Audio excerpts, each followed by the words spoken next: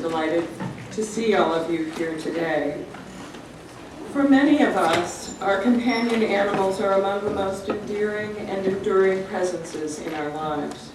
Our pets grow up with us, or they grow alongside our children, or they help to fill an empty nest and then partner us as we age. But as a beloved dog or cat or horse grows older and increasingly infirm, we know that someday, perhaps someday soon, there will be the last walk. At this time, we face a complex and sometimes confusing array of choices and decisions. We could sum it up this way. Odie, a dog, is nearing death, and the closer he draws toward the end, the more puzzled I become about what a good death would mean for him. It is pretty clear what a bad death looks like, and far too many animals in our world suffer a bad death, dying afraid, in pain, and alone, or with strangers. This Medical Center Hour explores some of the central moral challenges encountered by veterinarians and human caregivers alike in providing end-of-life care for animals. Challenges ranging from pain management and quality of life assessments to palliative treatments, hospice care, and making a final, irrevocable decision to hasten an animal's death. Are there ethical guideposts we can look to from the field of human bioethics? And might our care for companion animals even help us to better care for our fellow humans? To consider this last walk with our pets, we're privileged to have with us today bioethicist and independent scholar Jessica Pierce, who's seated here on my immediate right. Her recent book, The Last Walk, Reflections on Our Pets at the Ends of Their Lives, provides the title for today's program. Ms. Pierce lives and writes in Lyons, Colorado, a town of 2,000. But Charlottesville, a little bigger, is familiar territory for her. She completed her PhD in religious ethics at UVA in the Department of Religious Studies. A brief response to Ms. Pierce's presentation will be offered by one of UVA's newest faculty members. On my far right, Professor Susan Bauer-Wu, who is the Chessie and John Kluge Professor of Contemplative End-of-Life Care in the School of Nursing. We're most grateful to the Institute for Practical Ethics in Public Life for being our co-sponsor on today's program. And you may have noticed the UVA bookstore is here just outside the auditorium with copies not only of The Last Walk, but a couple of copies also of Jessica Pierce's book, Wild Justice. So we'll start with Jessica Pierce, move on to Susan Bauer-Wu, and then I hope we'll have time to hear from you as well. Welcome.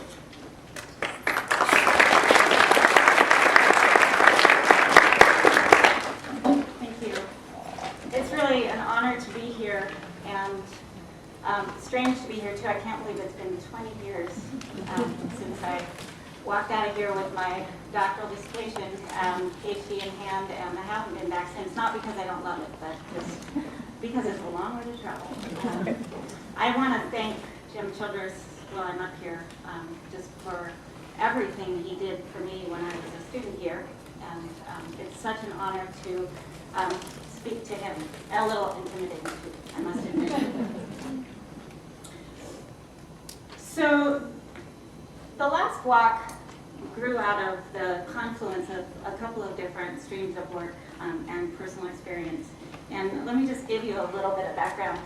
I had been doing a lot of research in animal behavior for the book Wild Justice, which is an exploration of moral behavior in animals, behaviors like empathy and cooperation, altruism. And so I was immersed in this literature about the rich inner lives of animals, animal cognition and animal emotion.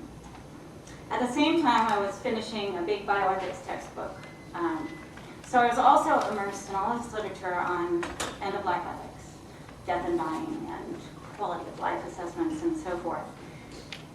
In the background, my dog Odie was 13 and was starting to really go downhill. And here's Odie, just a gorgeous creature. That's when he's about 4 or 5, basking in the sun in Moab. And Odie, a little bit older, around 10, and older still. And you can see the toll the years have taken on his body. So I sit at my desk, immersed in this material on human end-of-life ethics, and in the background, Odie's throwing up and falling down and generally just not doing well. And it became quite obvious to me that a lot of the issues that I was facing with Odie were parallel in a lot of ways to the issues I was writing about in human end-of-life ethics. So how do you make judgments about the quality of someone's life, particularly someone who can't speak clearly for themselves? Is there ever a time when quality of life becomes so overwhelmingly poor that death is preferable to life, and who's to decide that sort of thing? I also felt, from the perspective of animal ethics and my work in wild justice, that we haven't paid enough attention to the quality of animal death and to what's going on inside the hearts and minds of animals as they reach the very end.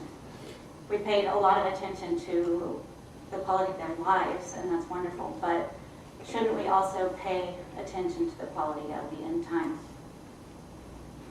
On a personal level, too, I found myself questioning some of the assumptions that I had held for a long time, just as sort of unquestioned things you do for your pet. For example, I just had always assumed, again, Odie would get old and stiff, and eventually there would come a time where he was suffering a lot, and we would decide he was suffering too much, and we'd load him up in the car and take him to the vet's office and have him euthanized, and that's just what you do. But as he got closer to that time, it occurred to me, what if that's not what Odie would prefer? Wouldn't animals, given the choice, want to experience the entire arc of life and death and die a natural death at home, perhaps? So I just started to question things about animal care that not having walked with an animal on that final part of the journey, and I hadn't really thought carefully about. The challenges that face an aging and ill animal and their caregiver really parallel the human situation in a lot of ways. Animals are, after all, part of the family for a lot of us. At least 3/4 of people surveyed consider their animal a full-fledged member of the family. This doesn't mean they think of them as a mini adult or a little child, but just as an interspecies family. As many people share their bed with their animal as with their spouse. I have evidence to support this. The majority of pet owners admit talking to their animal, buying Christmas presents, birthday presents, having scrapbooks, and I'm guilty of all of these things myself. These animals that we love have relatively short lifespans, so we can pretty much count on watching them get old and stiff. We can pretty much count on ushering them through their final days. And we can pretty much count on having to make some really gut-wrenching decisions. As Brian McBrory wrote in the Boston Globe, they should come with a warning label, these creatures. They should come with a label that says you're going to fall hopelessly in love, only to have your heart shattered before you could ever possibly prepare. The number of pets in U.S. households continues to increase every year. Right now it stands at about 80 million dogs and somewhere around 86 million cats in U.S. households. The number of elderly pets is the fastest growing demographic. This translates into a lot of dying animals. To put this in a little bit of perspective, approximately 2.5 million people die in the U.S. every year. Probably close to over 6 million dogs, and probably a little higher for cats, dying in the U.S. every year. Nobody really keeps careful track. I'm just talking about pets, not shelters, just pets. But it's a lot of animals. A euthanasia veterinarian in my local area told me she thinks about 100 dogs die every day, just within her service area. And she is very busy. She has more work than she can handle. According to one study, veterinarians are 5 times more likely to deal with a dying patient than their human physician counterparts. This is a lot of animal dying. So for the next 30 minutes, I want to take you through 4 of what I think are the most challenging ethical issues in end-of-life care for animals. Pain, suffering, and quality of life, hospice and palliative care, and then finally euthanasia. Pain is the most common reason humans seek the help of a physician. And my guess is that if animals made their own veterinary appointments, they would be seeking help for pain quite often as well. Unfortunately, they don't make their own appointments, and we as caregivers don't always do as well for them as we should. A huge number of companion animals suffer from untreated, undertreated, or undiagnosed pain. Just to give a couple of numbers. These are from a recently published text in veterinary pain management. As many as 90% of cats over the age of 12 have degenerative joint disease, and probably some, maybe many of these are painful, and very few are being treated. Approximately 1 in 3 dogs will develop cancer. Half of them will die from it. Many of these cancers could have been treated, but were not.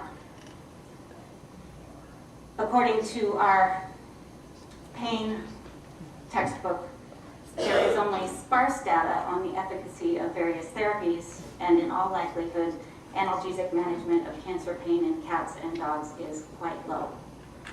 Between 10 and 12 million dogs, that's 1 in 5 approximately, show signs of osteoarthritis, and it's the #1 cause of chronic pain in dogs. Most of these dogs are either not being treated at all for pain or are being treated inadequately. So why is there so much animal pain? The reasons are, of course, very complex and deserve a lot more attention than I'm giving here. I'm just going to give you a kind of a brief outline of a few things that I think contribute.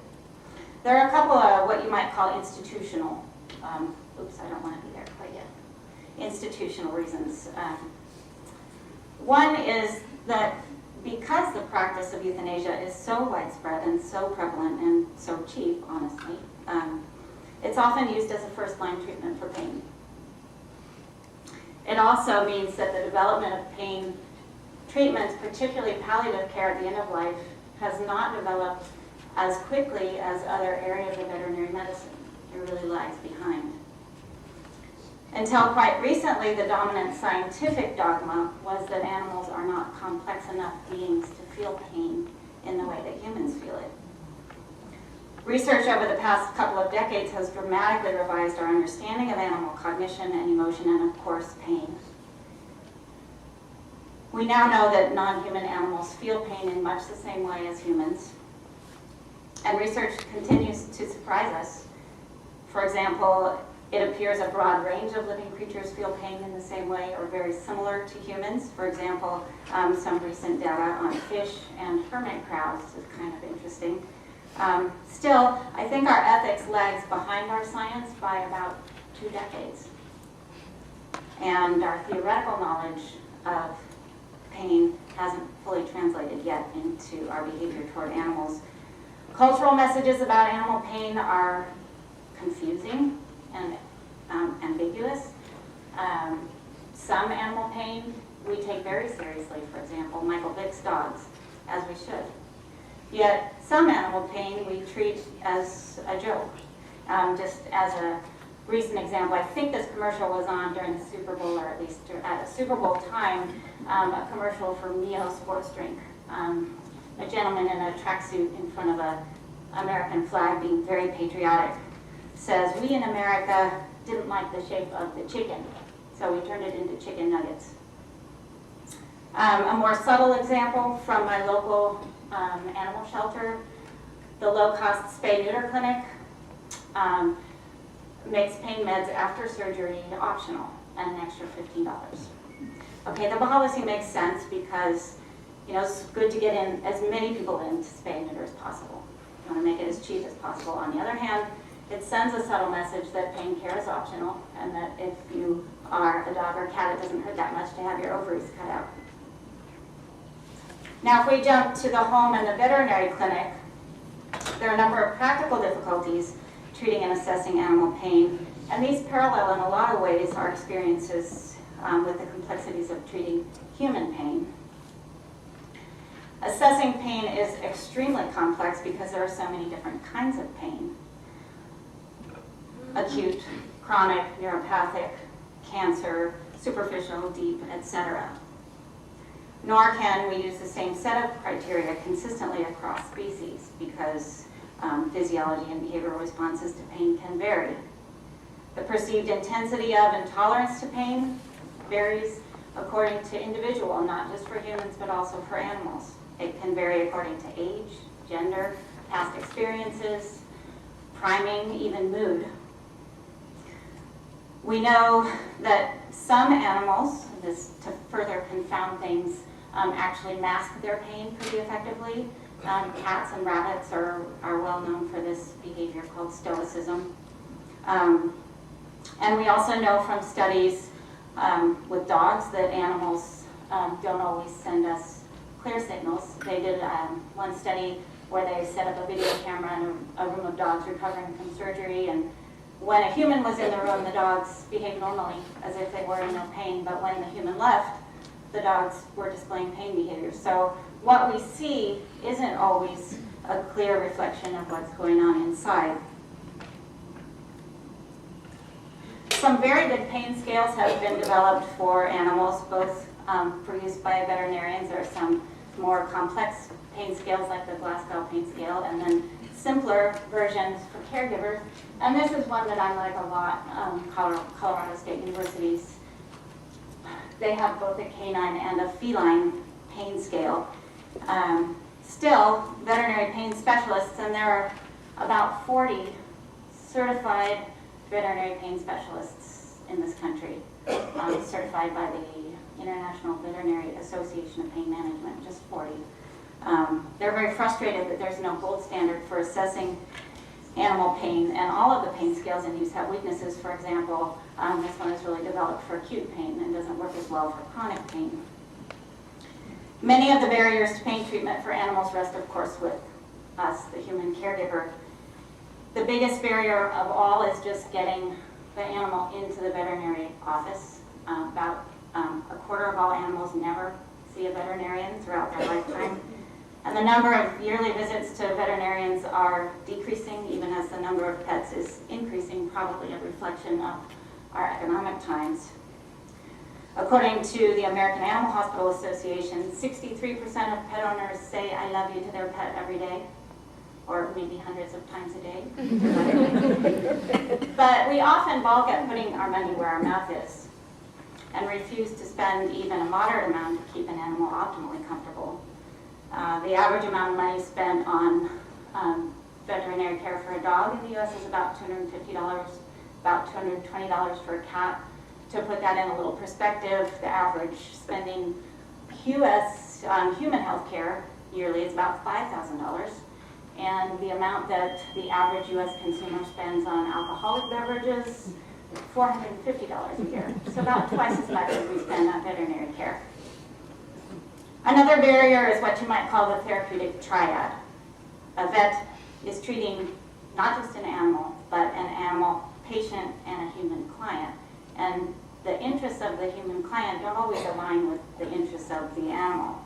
Often there's poor communication between the animal and the human caregiver, or between the human caregiver and the vet. Sometimes human caregivers don't know what to look for, so they don't report things to the vet that may be relevant. Sometimes vets don't spend enough time educating caregivers about what to look for in an animal that might be in pain.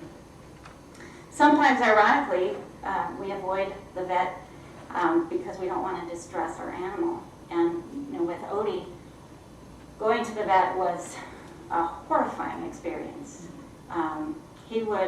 I couldn't even walk him within 100 yards of a veterinary clinic, any veterinary clinic, or he would just crumble into a panic. And I think every time I took him to the vet, it took a few months off his life. So I avoided going. I watched him get old and stiff, and I didn't do these recommended wellness visits that I now know at age 7, your dog, as about the size of Odie, would be considered geriatric. I thought, it puts him through so much suffering to take him to the vet. I shouldn't do this unless he's really ill. Because I know now that staying on top of changes is actually much more effective and cost-effective as well than rescue medicine. Although there is much that we still don't understand about animal pain, we do know enough. Effective treatment is very much like what works in human pain management, multimodal therapies, so combinations of different drugs or combinations of drugs with other modalities, for example, heat and cold or massage or acupuncture or Chinese medicine or physical rehabilitation. We know that a pain pyramid works, where you start with the milder drugs and work up as needed to the big guns, to the opioids. We know that pain is a moving target, and if you've solved the problem for one day, that doesn't mean you have it solved for the next day. And we know that although human pain treatments don't always translate perfectly well onto the animal, we know, for example, that Tylenol is very toxic to cats. Nevertheless, the same basic armamentarium is available and effective. So the point is this: we have the capacity to treat animal pain. One of the most difficult aspects of my experience with Odie was that he didn't appear to be in a lot of physical pain. I was assured by several different vets that because his problems were largely neurological, he didn't feel very much pain. So the signals just weren't getting from his brain to his hind end, and all the crab-like walking and the going over on his knuckles, and even incontinence he just wasn't aware of. But it was really clear to me that he was suffering. You could see it in his eyes. And when people who knew Odie well would come over to my house, they would say, "Oh my God, he's just not there anymore." And I found myself saying to myself and to Odie over and over, "Poor Odie." And it was a trigger to me that something was very wrong. According to retrospective studies of human patients in Oregon who've taken advantage of the Death with Dignity legislation, what drives most people to assisted suicide is not pain. Only 22% of patients who died by assisted suicide between 1998 and 2009 reported being in pain or being afraid of being in pain. Instead, the most commonly cited end-of-life concerns were loss of autonomy, the inability to engage in meaningful activities, and the loss of bodily functions. This reminds us that physical pain is only a small subset of a much broader range of suffering that can plague both humans and animals at the end of life. Animals, like humans, can experience loneliness, boredom, anxiety, fear, helplessness, frustration. So our assessments of how an animal is doing have to take into account their emotional well-being, and a lot of our administrations to elderly and ill animals can be aimed at not just alleviating suffering, but actually providing stimulation and pleasurable experiences.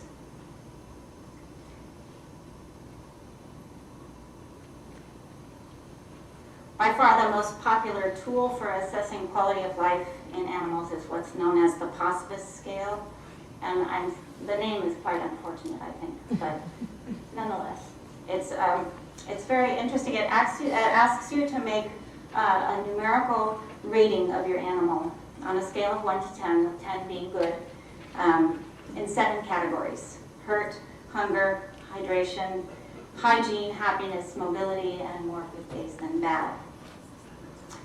And the hospice scale is really great in some respects. It's straightforward, it's simple, and it's relatively objective. But I think some of the weaknesses in the hospice scale point us to kind of a broader vision of what we might need to look for in understanding quality of life in animals.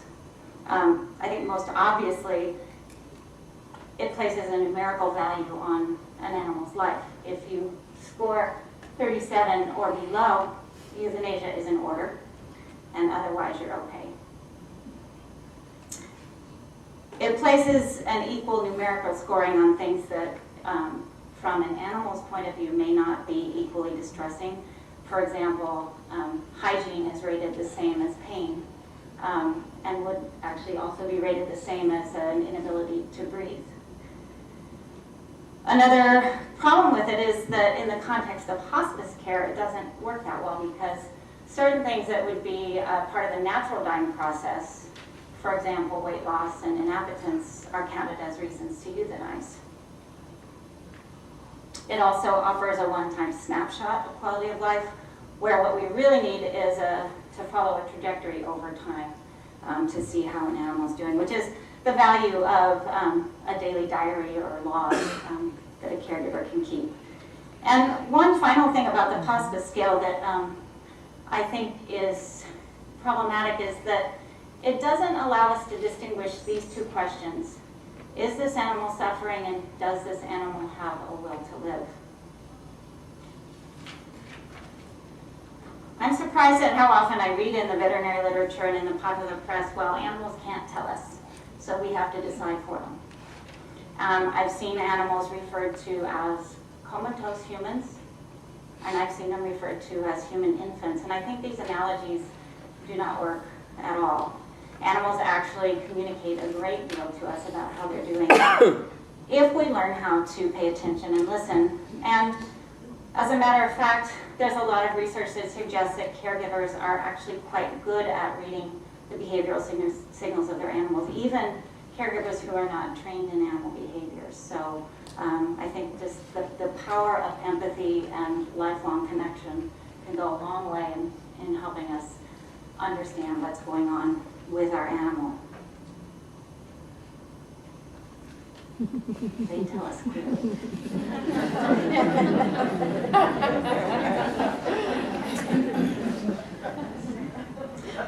Many pet owners with an ill or extremely aged animal see their choices as starve, suffering, or euthanasia. But I discovered as I was researching my book that there is a world of possibility between these two. And the growth of animal hospice and palliative care services is allowing us to walk with our animals much more gently toward death. Here's a picture of Odie in hospice, still able to enjoy his favorite disgusting beef stew. So animal hospice is not a place. There are no freestanding animal hospices, with one exception, a place called Bright Haven in Santa Rosa, California, which is actually not a hospice as much as a sanctuary. But for the most part, animal hospice takes place in the animal's home with visits to a vet, or even better, with the use of a mobile veterinary service. The goal, as in human hospice, is to maximize an animal's quality of life while minimizing pain and suffering. Like human hospice, animal hospice involves addressing symptoms of disease, nausea, anorexia, constipation, confusion, and so forth. It includes things like palliative radiation, nutritional support, even feeding tubes, supplemental oxygen, drug interventions, complementary modalities like acupuncture, Chinese medicine, massage. Like human hospice, animal hospice seeks to care for the family as a whole unit and seeks to care not just for the physical needs of the patient and family, but also emotional and spiritual needs. Like human hospice, animal hospice requires a lot of creative thinking about what the patient needs and what the family needs and whether and how these needs can be met. Some of the reasons that animals enter hospice: the diagnosis of a life-limiting disease, either chronic or terminal, a decision not to pursue curative treatment. Curative treatments have failed, and symptoms of illness are starting to interfere with quality of life and activities of daily living. And for Odie, it was all of these things. Unlike human hospice, there is no 6-month mark for animals, and I think the shift into hospice mode can be much more gradual and subtle. You start to say no to further blood tests or ultrasounds. With Odie, the vet suggested we do surgery to see if we could improve the spinal impingement. Since Odie was 14, the equivalent of about 90, we said no, thank you. What we did try was a course of steroids, prednisolone, which and this is one of the things we do in hospice. You balance the potential benefits of treatment with the side effects. We were hoping that it would improve his mobility. It was risky because his liver was not functioning well and it could have made him extremely sick. Fortunately, that didn't happen, and the morning after we started him on steroids, it was almost a miracle how much more mobile he was. Unfortunately, steroids have side effects, more pronounced in some than others. My husband is a human physician, and he says, in his technical language, steroids make you feel jacked up. And that's really what seemed to happen with Odie. He just seemed so nervous. He was already an anxiety-ridden dog, but it was just 1,000 times worse. He just walked around the house night and day panting. He was ravenously hungry, couldn't get enough to drink. And we decided after about a week to stop and go back to him not being able to get up off the floor very well. There's Odie on his favorite couch. There are some symptoms that often trigger a decision to euthanize, but don't, at least within the animal hospice mindset, necessarily need to. And two of the most common are incontinence and mobility issues, both of which we dealt with Odie. Both of these are caregiving challenges. They're not for everybody. But a lot of people really want to provide their animals with this kind of care. And we were just talking at the beginning about how, it really only works for certain people who are, for one thing, have enough financial resources to be able to do this, but people who are home a lot, because you don't have help as you do in human hospice. There are no volunteers. So you're really going it on your own.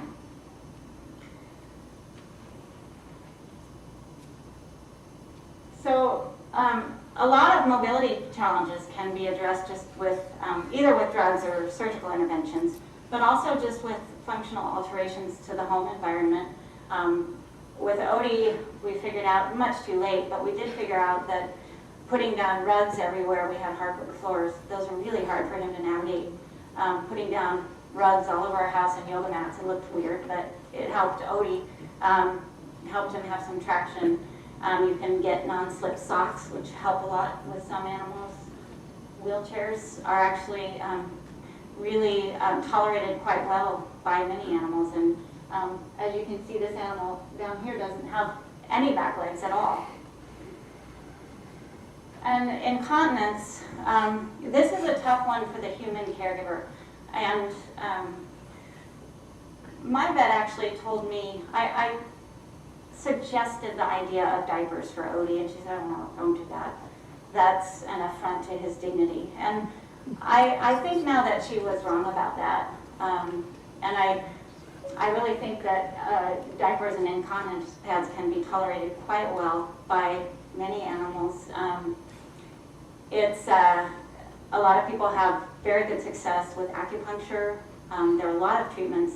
Sometimes incontinence has a medical, there's something medical going on, and you can actually deal with the problem and resolve the incontinence that way. There is a very thin and porous line between hospice and profound suffering. And human caretakers and veterinarians who undertake this really have to walk a tightrope. And that's why, and I think this is very interesting, hospice veterinarians recommend that if your animal is visible to strangers, maybe has a sunny spot in the backyard or is in your car, that you post a sign that says this animal is in hospice. This animal might look awful to you, but the animal is actually very comfortable, is under the care of a veterinarian. But it also suggests that that line is quite thin and things can get ugly very fast, which is why for almost all, not all, but almost all hospice practitioners, euthanasia remains on the table as an option. It's very hard to predict ahead of time whether or not it'll be necessary, and I love this saying. Ella Patel is a holistic hospice vet. You just can't predict because dying is individual.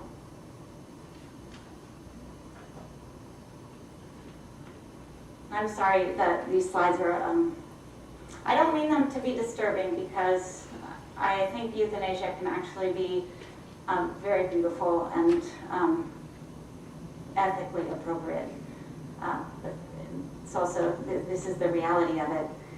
And of course, this is the most striking difference between end-of-life care for humans and animals. You know, with humans, euthanasia is just not an option. And in the medical ethics literature, almost every time the word comes up, it's used in a cautionary way. You know, we can't do X, Y, or Z because it's too much like euthanasia. Yet within the animal realm, it's accepted, even considered a gift, a blessing.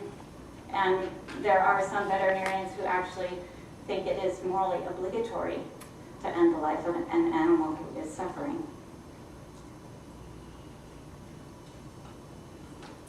Euthanasia is certainly one of the most ethically complex issues in our care of animals, and it deserves many lectures of its own. I just want to say that I think we can learn a lot in human medicine from looking at the experience of the veterinary profession.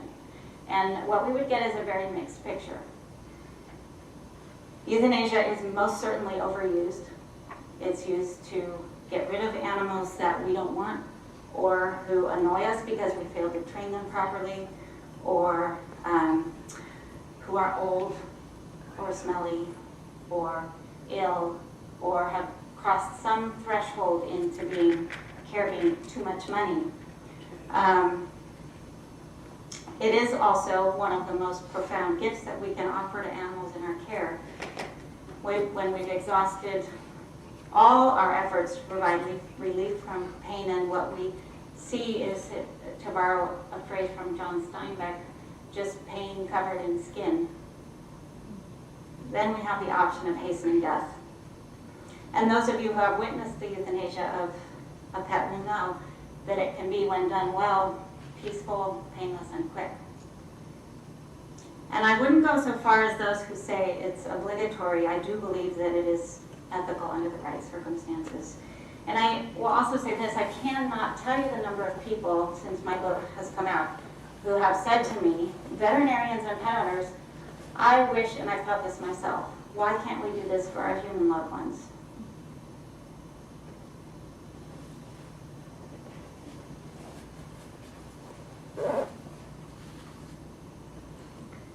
So I've been talking about animal suffering, but animal death is a realm of under-acknowledged suffering on the part of humans as well. People often tell me that the death of their animal companion was the hardest loss they have ever experienced, that it was harder than the loss of a spouse or a parent or a friend. One man just wrote to me recently, told me that he sleeps with his dog Minnie's ashes and takes them everywhere he goes because he cannot bear that she has died. And that's so heartbreaking. And one thing that is uniquely hard about losing an animal is that you may experience what bereavement experts call disenfranchised grief. That the sense that you're grieving over an animal is somehow not quite socially acceptable, that there's something eccentric about grieving so hard for an animal that you take the ashes to bed with you, that you would plan an elaborate funeral. I think things are changing in this regard, and changing rapidly and for the better. But it is still the case that a lot of people feel quite alone in their grief over the passing of an animal.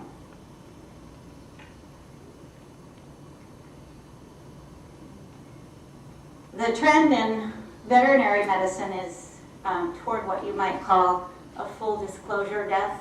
In the past, people were encouraged to leave their animals at the veterinary office and not be present for the euthanasia because it was considered to be too distressing. This is really changing now, and people are encouraged to be there, to hold their animals, to show their emotions.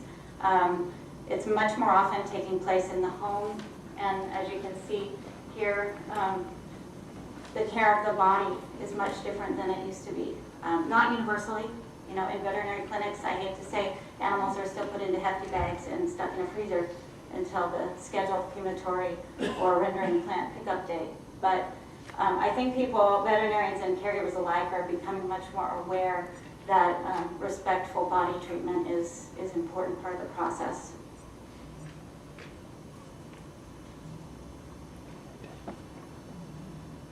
And I love this picture.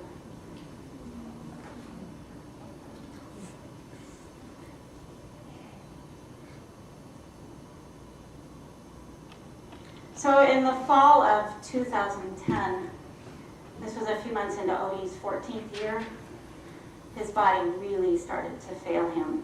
And he had really withdrawn into himself. He kind of withdrawn into this place, his dog bed under the piano, and didn't come out.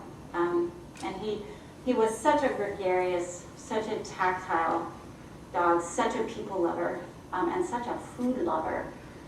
He wouldn't, at the end, even eat hot dog or squeezed cheese, which is just not like Odie. I would wake up in the middle of the night to these strange scuffling sounds, and I'd search the house, usually by odor, and I would find Odie in some pile in a weird place, like trapped behind a leg of the piano, crumpled into a pile, covered in his own feces, just the whites of his eyes flashing at me. And it was after the fourth night like this that my husband said to me, we just can't do this to Odie anymore. Yeah. And that was the day that I made the call to the euthanasia vet, and she came that night. That was the hardest phone call I've ever had to make in my life. And I'm always going to wonder whether we did right by Odie at the end, whether he was really ready to die, whether he might have wanted to be released sooner than he was. I'll always think I could have done more for him in his last year, but I'm really grateful that his death was peaceful and painless. He was asleep on his favorite couch when the vet got there. He slept through the initial sedative. He never woke up. He was surrounded by his human family. He had his head in my lap, and his canine friend Maya was curled up on the couch next to him with her head on his back. And this is what I wish for all animals. And when I envision a bright future, I look forward to a time when we can achieve for as many animals as possible a good death. After a full and satisfying life, and when we will whisper into the ear of each and every animal dying in our care the words of Cicely Saunders, the founder of the human hospice movement, the modern human hospice movement. You count because you are, and you will be of significance until the last moment of your life. Thank you.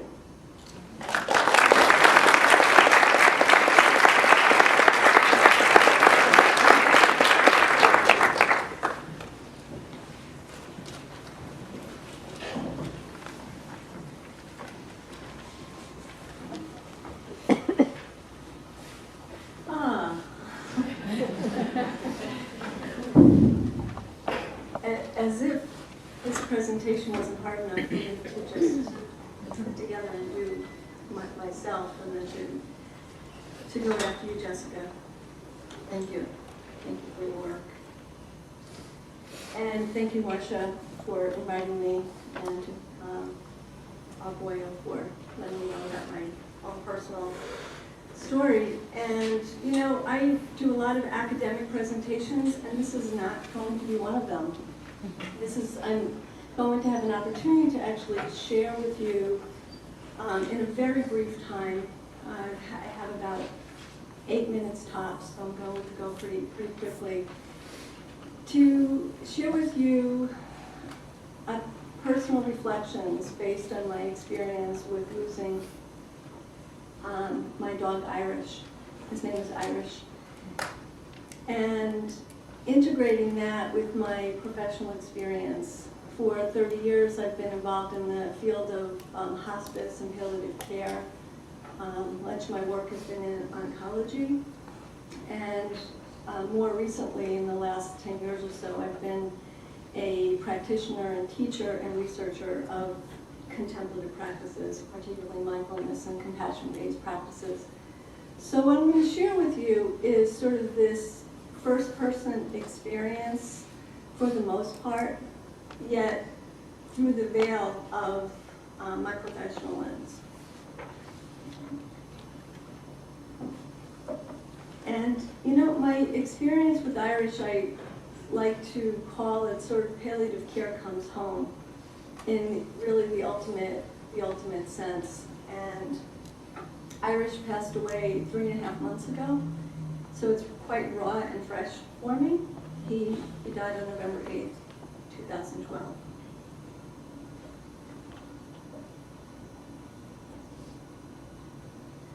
So these are some of the key issues that I'm just going to cover that are kind of sprinkled throughout my presentation, and Jessica has really touched upon lots of these, but relates to quality of life, a good death, grief, and looking at the parallels of the caregiving experiences of both our human loved ones and our animal companions.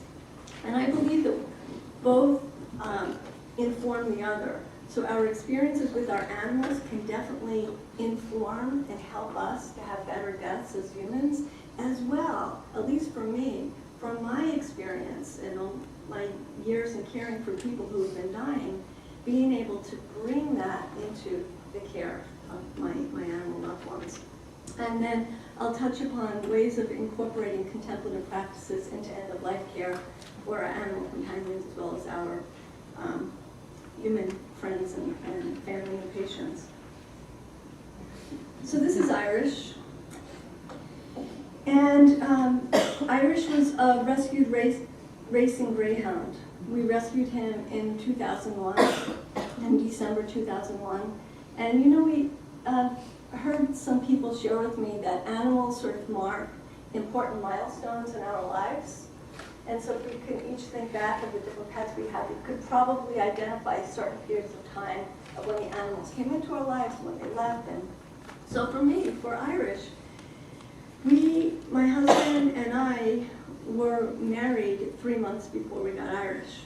And so having Irish was really like us having a child. And we are fully know that he was not a human child. However, you know, my stepdaughters would say to me, Irish is our dog, but he's Susan's child. And he is. I've not had any of my own human biological children. So this dog played a very, very important role for my husband John and I. And when we rescued him, he was wounded. I don't know how many of you are familiar with the dog racing issues, but he was definitely abused emotionally and physically when we got him. But over time, our loving home, he healed, and he became quite confident for the most part, very happy, and very, very much engaged with the world.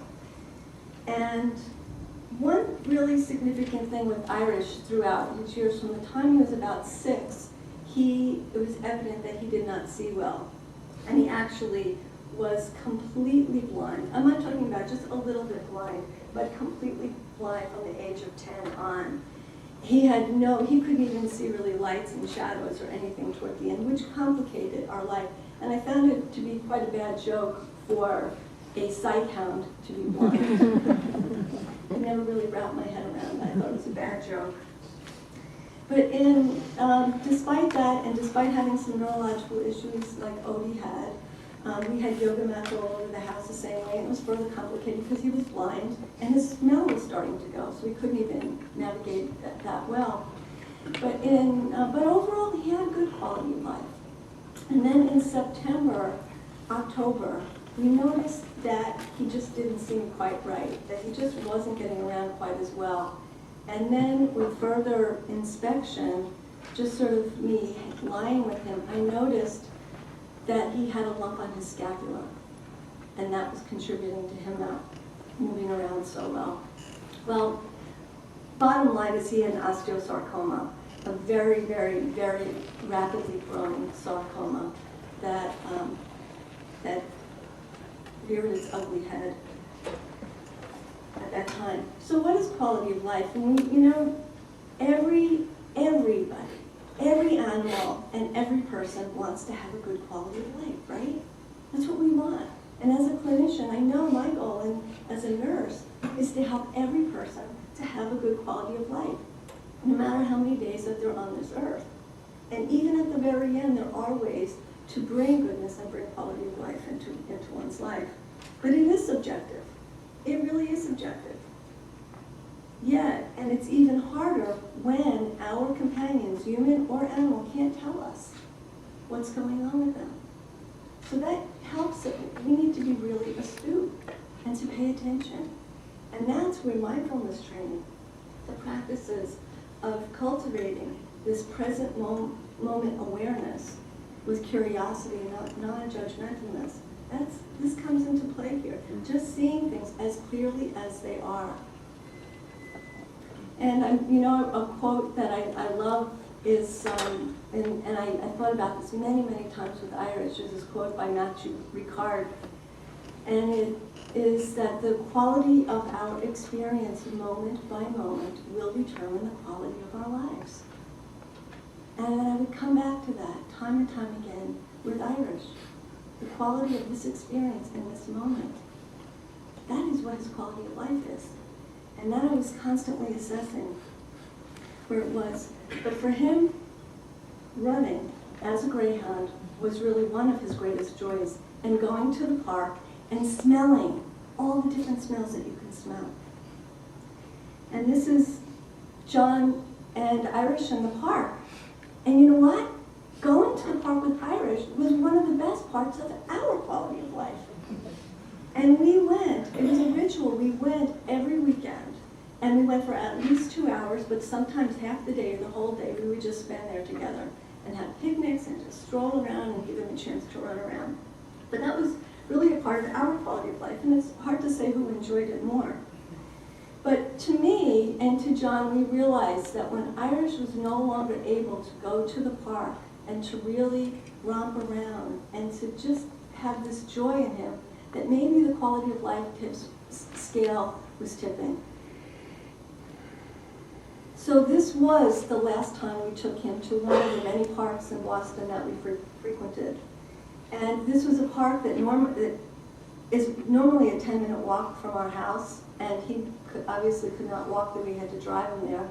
And then within just a few minutes of walking around, he had to lie down. And you'll see, I find interesting, and I don't think you addressed it in your book, but it's really interesting how the younger animals kind of know that he's like old, and they don't want much to do with him. And it was really quite interesting where he would kind of want to be part of it, but they kind of didn't want anything to do with him. But here, this is the same last time in the park. And I'm there, he just had to lie down. And what I did at this time was I was doing a lot of Tonglen, so it's this compassion practice where we are essentially sort of breathing in the suffering of another and just breathing out this sort of this pure, clear energy, taking in their suffering and breathing out this clear energy. And to me, it's one of the best practices for when we feel so helpless, when we feel like there's nothing else that we can do. But it is, for the caregiver, it can be quite helpful.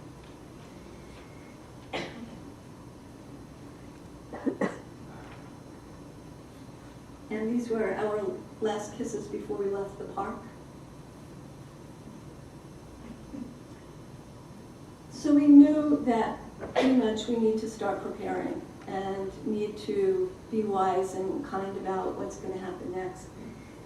And so, what is it we were thinking, we want him to have a good death. That is what I feel like I owed him. And having had 2 other animals, I had another dog who had died a few years back, and then I had a cat that was 21 that had died. Both of them had absolutely beautiful deaths in hospice. And so I felt like, given my professional background and given my experience, I could do this. We can do this for Irish. The tumor was growing before our eyes. We were managing his pain very well with narcotics and other modalities. But at the same time, he was basically sleeping his days away for the most part and could walk just short distances. So for our last day, we planned it. And there is a vet who came to our home who was there for Daisy, who remembered Irish from the last time that he had come over. and a very, very compassionate person that we felt comfortable in inviting to be part of this last day with us. So John and I took the day off of work, spent the whole day with him, and just wanted to soak in every moment we could with him.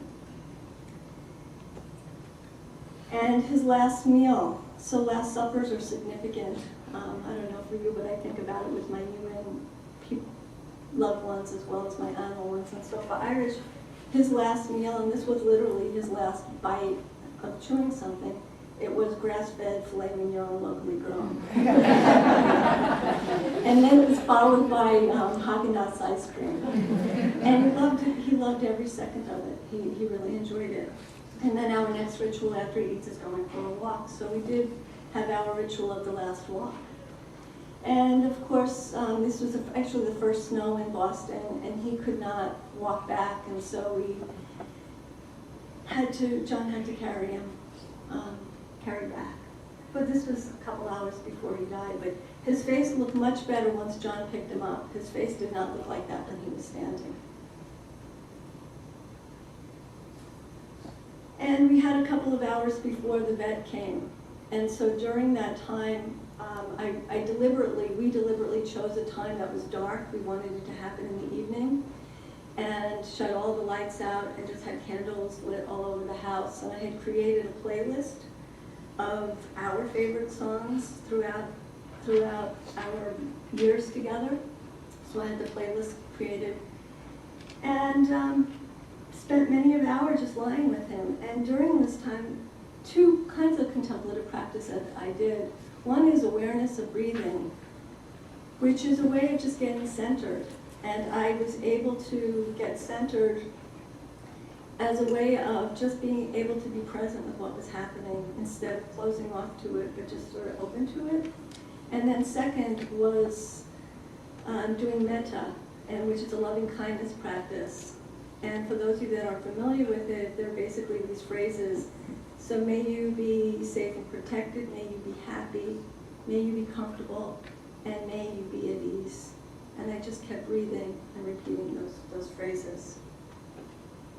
So grief is so important, and we need to honor that. But Irish was cremated. We took his ashes back to Greyhound Friends where we got him. Sprinkled some there, but we have many ashes still left too that we're going to sprinkle in the different parks throughout our visits together. But the grief with our animals is as profound as people, and and it's really interesting that people kind of just want you to pack up and just go on with your life as if it just didn't, it didn't happen. They ask first question, well, how old was he? When I say 13 and a half, it's like, oh, well, he's ready to go. And we treat our old humans the same way. But the grief is as profound, and we have to remember that. So I end with this. And this is I just want to encourage you that maybe take the lessons that we've learned from our animal companions to basically be kinder and more compassionate to everyone, to all our animals, and to one another. And these words here really resonate, and I believe I learned them the best from my blind companion, Irish. So one sees clearly only with the heart. Anything essential is invisible to the eyes. So thank you.